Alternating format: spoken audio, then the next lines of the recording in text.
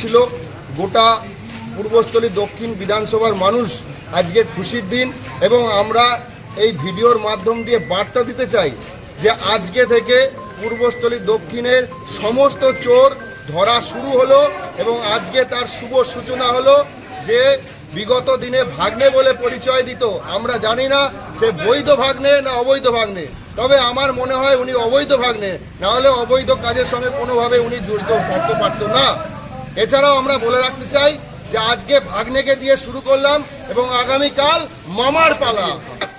প্রাক্তন বিধায়ক স্বপন দেবনাথ গোটা পূর্বস্থলী দক্ষিণ বিধানসভার মানুষের ওপর অত্যাচার হয়েছে। এছাড়া আমরা বলতে চাই, এমন পূর্বস্থলী দক্ষিণের একটা পরিবার নেই যাদের সঙ্গে দুর্নীতি করেনি এই তৃণমূল কংগ্রেস। প্রত্যেকটা চোর ধরা পড়বে, আপনারা শুধু রেডি হন। আজকে যুব সভাপতির পদে ছিল সম্ভবত, আপনি কি পদে? আমি সম্পাদক।